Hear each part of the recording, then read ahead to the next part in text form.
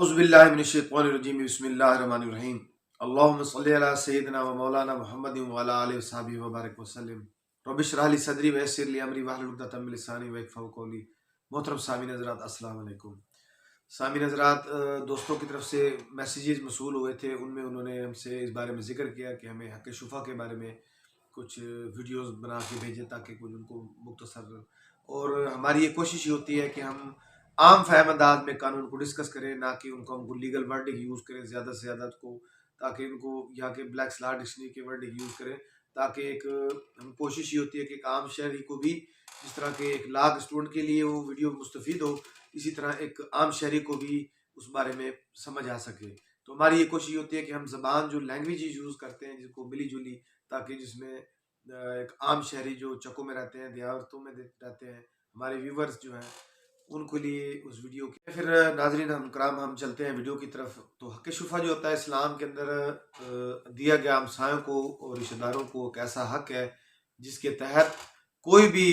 शख्स अगर ज़मीन बेचेगा तो या इसकी ख़रीदारी का हक़ सिर्फ़ और सिर्फ सबसे पहले वहाँ पर जो करीब जवार में रिश्तेदार हमसाया रहते हैं उनका हक़ होगा, या उसके जो रिश्तेदार होंगे वो उसके फर्स्ट राइट रखते होंगे खरीदने के। अगर वो नहीं खरीदते या उनकी कुव्वत खरीद वहाँ पर नहीं है, इस्तिताअत, या वो ख्वाहिश नहीं रखते, तब वो किसी दीगर शख्स को वो मुंतकिल प्रॉपर्टी करने का राइट रखता होगा। इसकी हक़ मुंतकिली जो है वो रिश्तेदारों के पर्दे का जो ख़ास ख्याल रखा जाएगा, और पर्दा नशीन लोगों के लिए इसमें मसला पैदा ना हो, ताकि किसी ऐसे शख्स को ना दी जाए जो कि वहाँ पर रहने वाले मकीम हज़रात के लिए और हमसायों के लिए परेशानी का बायस बने। तो अक्सर बेशतर ये होता है कि कोई शख्स अपनी प्रॉपर्टी बेच देता है, लेकिन वो ये नहीं देखता, तो वो जैसा कि अगर कोई शख्स अपनी प्रॉपर्टी सेल करता है या प्लाट या कोई ज़मीन जिसमें वो अपने हमसायों को नहीं देखता और ना हमसायों के हकूक़ का ख्याल रखते हुए या रिश्तेदारों को, करीबी रिश्तेदारों को बलाए ताक रखते हुए उनको बेचता नहीं है, अगर वो ख़रीदार भी हों तो इनकार कर दे, तो उसको जो हमसाए होंगे, जो उसके रिश्तेदार होंगे, वो उसके खिलाफ हक़ शुफ़ा का दावा दायर करने के राइट रखते हैं। तो अदालत जो है वो फ़रोख्ती के अमल को मुअत्तल करते हुए ज़मीन मालिक और ख़रीदार को अदालत में तलब करने के बाद अहकामात जारी कर सकती है। और इसमें ये होता है कि हक़ शुबा का इतलाक़ कमर्शियल ज़मीन पर लागू नहीं होता, क्योंकि हक़ इस्लाम सिर्फ रिश्तेदारों के पर्दा के हिफाजत और महफूज प्राइवेसी के लिए दिया जाता है। मज़ीद इसमें अगर मैं हक़ इस्लाम थोड़ा सा आपको डिस्कस करता चलता हूँ, अगर आप उसको रीड आउट कर लेंगे तो उसमें ज़्यादा बेहतर हो। PLD 2017 लाहौर के पेज नंबर 359 पर ये केसला मौजूद है, और ये कमर्शियल जायदाद पर लागू नहीं होता। शुफ़ा केस के लिए उसकी शुफ़ा की कुछ लवाज़मात होती हैं, तो वो हम इंशाल्लाह किसी नेक्स्ट वीडियो के अंदर दोस्तों को इस बारे में आगाही भी देंगे ज़रूर। और शुफ़ा ये होता है कि अगर वो किसी को पहली दफ़ा इल्म में आता है, जब वो उसमें टाइम लिमिटेशन की भी मुख्तलिफ हवालाजात मौजूद है केसलास के हवाले से, तो इसमें दोनों साइडों पर केसला मौजूद है। तो ये होता है कि एक अदालत में बाज़ समाअत केस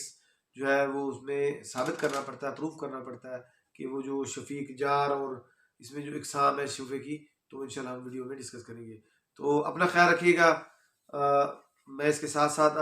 मैं उन दोस्तों से भी हमारी वेरी हम्बल रिक्वेस्ट है, अगर अभी तक आपने हमारा चैनल सब्सक्राइब नहीं किया तो काइंडली हमारा चैनल सब्सक्राइब कर लीजिए और बेल आइकन को भी प्रेस कर लीजिए, ताकि आने वाली वीडियोज़ आप तक पहुँचती रहे। और इंशाल्लाह ताला नेक्स्ट वीडियो में बहुत जल्द लाइव भी आएंगे और आपको आपके सवालों के जवाब भी देंगे। सवाल पूछा था कि मोड्स जो होते हैं वो कानून के अंदर कोई भी किसी तरीका कार है, उसका मतलब क्या होता है? कानूनी तरीका कार से मुराद ये होता है भाईजान कि अगर कोई शख्स भी है, कोई भी काम करता है, तो उसको कानूनी तरीके या लीगल तरीके से काम करेगा तो उसका उसमें फ़ायदा है। अगर वो लीगल तरीके से अलावा कोई नेक्स्ट तरीका अडॉप्ट करता है तो उसके ज़रिए इल्लीगल तरीक़ेकार से वो मुख्तलिफ मसाइल का सामना करना पड़ सकता है उसको। जैसा कि अगर मैं आपको मिसाल देता हूँ, अब ये होता है कि एक शख्स ने किसी के शख्स के खिलाफ दावा दायर कर दिया। अब जो उसका मुद्दा जो था वो जिस वक़्त दौरान दावा दायर हुआ तो वो जेल में चला गया। जब उसने नोटिस भेजा तो वो नोटिस गया, जो उसका वहाँ पर जाके वो वापसी आ गया, या वहाँ तक नोटिस की तमील ना हो सकी क्योंकि वो जेल में था। अब उस शख्स के खिलाफ एक्सपर्टी एक तरफा हो गया। जब एक तरफा दावा डिग्री हुआ, उसके बाद जब वो शख्स जेल से रिहा हुआ, आने के बाद उसने अपने कोर्ट में जाके दरख्वास्त दी कि मैं जनाब मैं तो इस टाइम जेल में था, और प्रॉपर तरीक़ाकार जो था, चूँकि एक वकील के पास जब शख्स के गया तो उस वकील ने उसको ये फर्स्ट एडवाइस यही दी कि जो है आप केस में एप्लीकेशन दें ताकि इसकी मनसूखी की जाए। जब मनसूखी करने कोर्ट में पेश हुए तो वो अदालत में जब ये बात सामने आई तो चूँकि उसके वो मोड्स जो थे वो प्रॉपर तरीके से वे ना किए गए थे, क्योंकि एक शख्स जो जेल में होता है तो उसके लिए जेल के जेलर से बाकायदा इजाज़तनामा लेने के बाद वो नोटिस की तमील होती है, ताकि उसको एक लीगल रिक्वायरमेंट्स जो है वो पूरी ना होने की वजह से। तो जिसका मतलब ये है, किसी भी कानूनी तरीक़ेकार को करने के लिए उसके लीगल मोड्स जो होते हैं वो बड़ी अहमियत के हामिल होते हैं। अगर उस तरीक़ेकार को लीगल करेंगे तभी आपको रेमेडी भी मिलेगी और कानून से दादरसी भी आप तलब कर सकते हैं। अदरवाइज़ अगर आप प्रॉपर वे ना करेंगे, जैसे कि इसमें मैं आपको एक थोड़ी-सी मिसाल देता जाता हूँ कि हाई कोर्ट के अंदर भी एक केस रिट पिटीशन खारिज होगी 22 की थी। उन्होंने कहा कि आपने नीचे जो है सेशन कोर्ट से और इससे कबल जो है आपने डीपीओ, आरपीओ और एसएचओ वाला जो लीगल प्रोसीजर है उसको अडॉप्ट नहीं किया। तो इसमें ये है कि मैं आपसे लास्ट में ये एडवाइस करूँगा कि अगर आपको कोई भी लीगल मैटर होता है तो सबसे पहले आप अपने कौंसल से राब्ता कीजिए, क्योंकि अगर कोई शख्स, कोई इदारा आईनी और कानूनी तौर पर जो पाबंद था उस काम को करने का, लेकिन वो नहीं काम करता, तो इसमें आप उससे कोर्ट से जो है अपनी रेमेडी ले सकते हैं। उसकी रेमेडी लेने के लिए आपको सबसे पहले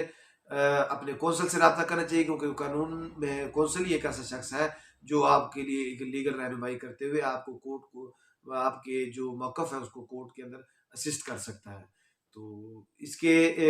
अगर किसी दोस्त को कोई वीडियो से रिलेटेड कोई सवाल हो तो उसके लिए मेरा व्हाट्सएप नंबर है 03017596 304। और अगर आपको कोई इसके अलावा कोई मखसूस सेक्शन के हवाले से वीडियो के हवाले से चाहते हो तो भी मेरे जो हमारे वॉइस ऑफ लॉयर की टीम है वो आपको लीगल हेल्प प्रोवाइड करने के लिए भी हम वक्त तैयार है। तो अपना ख्याल रखिएगा।